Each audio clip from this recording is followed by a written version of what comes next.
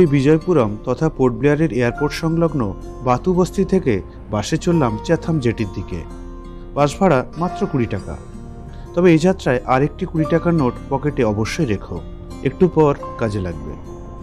Chatham bridge দিয়ে চলেছি, সামনেই হাড্ডো জেটি। সামনের গেটে লেখা আছে চ্যাথাম সমিল। এই সেই বিখ্যাত সমিল, যা একসময় এশিয়ার বৃহত্তম সমিল ছিল। উঠলাম বিশাল একটি ভেসেলে। চ্যাথাম জেটি থেকে 13 টাকা টিকিট কেটে যাব বাম্বো ফ্ল্যাট জেটিতে। ভেসেলে গাড়ির সংখ্যা দেখো বন্ধুরা। আন্দামানের এই রুটটি ভীষণ ব্যস্ত, সারাদিন এইভাবেই লোকজনের যাতায়াত চলে। তোমরা চাইলে গাড়ি নিয়েও ভেসেল পারাপার করতে পারো। বিশাল ভেসেলটি চলতে শুরু করলো। আমার এখনকার সফর দক্ষিণ আন্দামানের সর্বোচ্চ স্থান তথা সমগ্র আন্দামান ও নিকোবর দ্বীপপুঞ্জের দ্বিতীয় উচ্চতম পাহাড় মাউন্ট হ্যারিয়েটের শীর্ষে। বন্ধুরা, তোমরা আন্দামানের সর্বোচ্চ শৃঙ্গ অভিযান দেখতে চাইলে আমার আন্দামান ভ্রমণের এপিসোড নম্বর 22 স্যাডেল পিকের শীর্ষে ভিডিওটি অবশ্যই দেখো। লিঙ্ক ডেসক্রিপশন বক্সে দিয়ে দিলাম। 14 কিমি নিরক্ষীয় বৃষ্টি অরণ্যের মধ্য দিয়ে পায়ে হেঁটে স্যাডেল পিকের শীর্ষে পৌঁছানোর ভিডিওটি অন্যরকম স্বাদ দেবে নিঃসন্দেহে। এদিকে মাত্র 15 মিনিটের সমুদ্রযাত্রায় আমি চলে এলাম বাম্বো ফ্ল্যাট জেটিতে। জেটির চারদিকে অসংখ্য দোকানপাট ও বসতি। এই এলাকার জনসংখ্যা বেশ বেশি।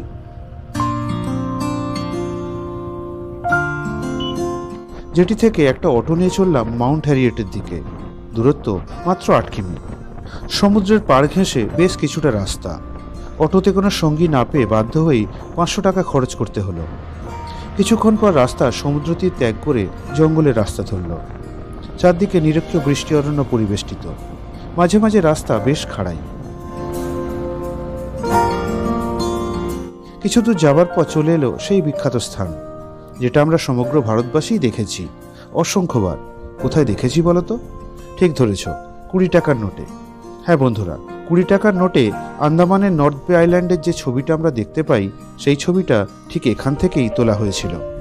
ভালো করে দেখো তো বন্ধুরা, চিনতে পারো কিনা?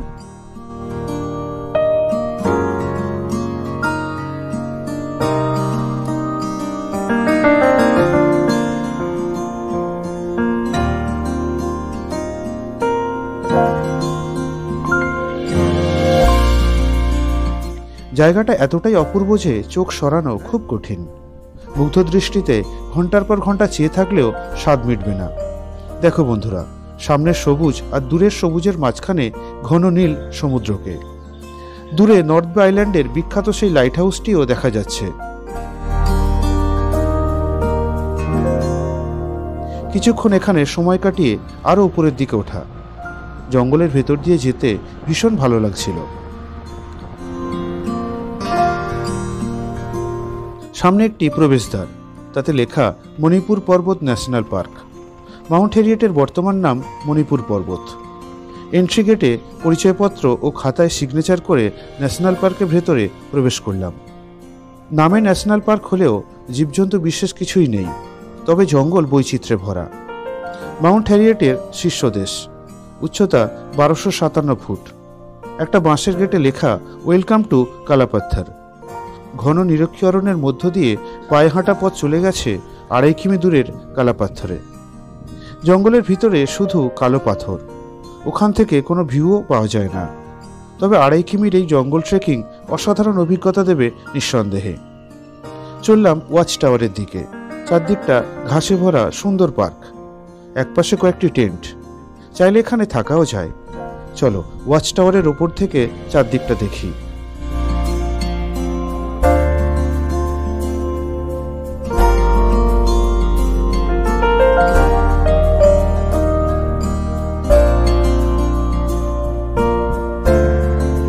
অপূর্ব, অসাধারণ, সবুজ জঙ্গলে ভরা পুরো দ্বীপ, আর তারপর বিশাল নীলাভ আন্দামান সাগর। দেখা যাচ্ছে নর্থ বে বিচ ও তার লাইট হাউসকে। আর দূরে ছোট্ট সবুজ যে দ্বীপটা দেখা যাচ্ছে, ওটা রস আইল্যান্ড বা নেতাজি সুভাষচন্দ্র বোস দ্বীপ। কি অপূর্ব দৃশ্য দেখো বন্ধুরা।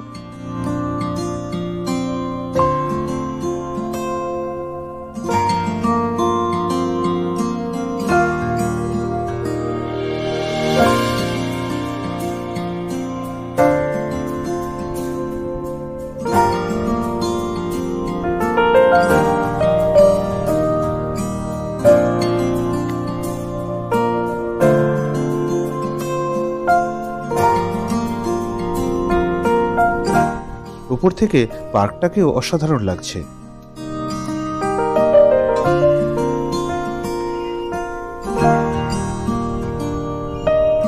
এই ওয়াচ টাওয়ার থেকে দূরের অনেক দ্বীপ দেখা যায় হ্যাভলক আর নেল আইল্যান্ডকেও। কুয়াশা মাখা ঝাপসা আবহাওয়ার জন্য এখন অবশ্য দেখা যাচ্ছে না। এই দেখো, দ্বীপের নাম লিখে অ্যারো মার্ক করা আছে সেদিকে।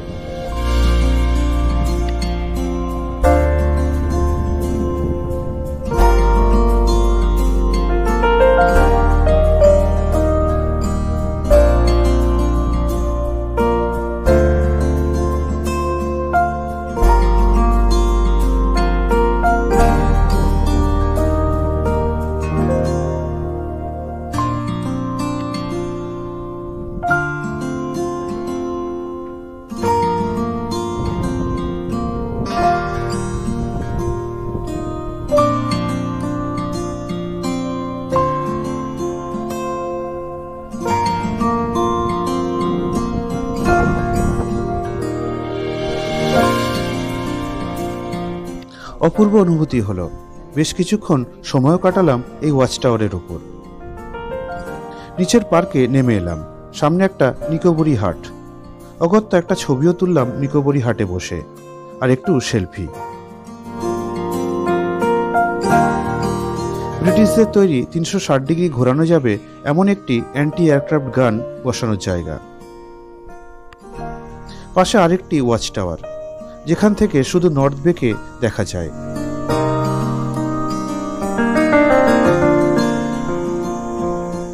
চারদিক গাছপালা ভরে যাওয়ায় অতটা ভালো দেখা যাচ্ছে না অবশ্য, তবুও চারদিকের পাহাড় আর সবুজ জঙ্গল দেখতেও বেশ লাগছে।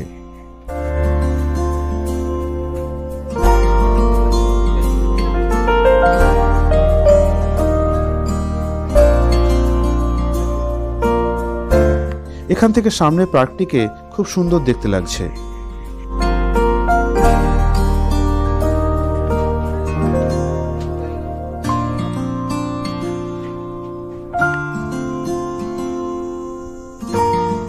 এবার ফেরার রাস্তা ধরব। উঁচু জায়গা হওয়ায় বেশ কয়েকটা মোবাইল টাওয়ার বসানো রয়েছে। আবার অটোতে উঠলাম। যাবার পথে আর একটা ভিউ পয়েন্ট দেখা বাকি।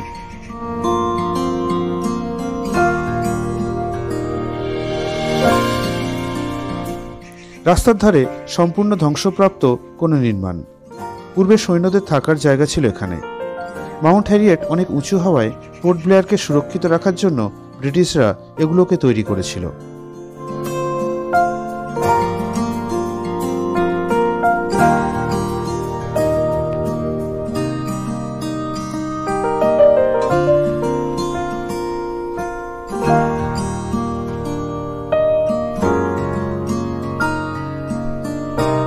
কাঠের ছোট ওয়াচ টাওয়ার।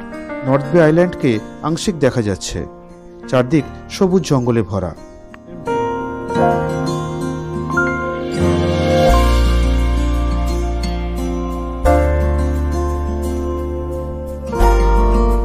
ফেরার পথে আরেকবার 20 টাকার নোট পয়েন্টে দাঁড়ালাম।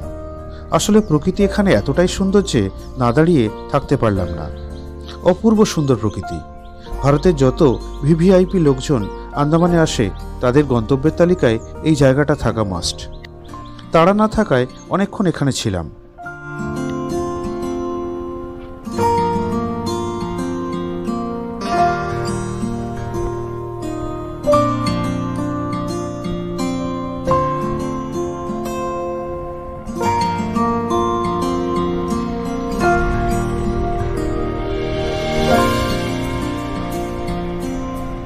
নেমে এলাম সমুদ্রের কাছে। পড়ন্ত বিকেলে সূর্যের আলো সমুদ্রে পড়ে ঝলমল করছে।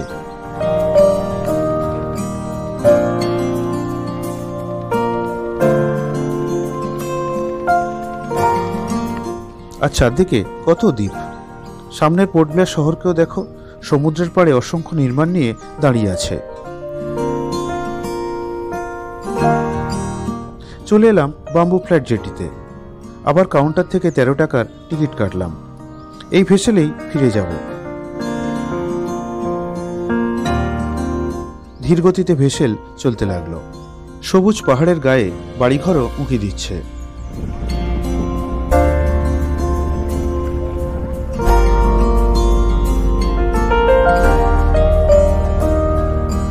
একটু পরেই চ্যাথাম জেটি চলে এলো। জেটিতে বেশ কয়েকটি জাহাজ দাঁড়িয়ে আছে।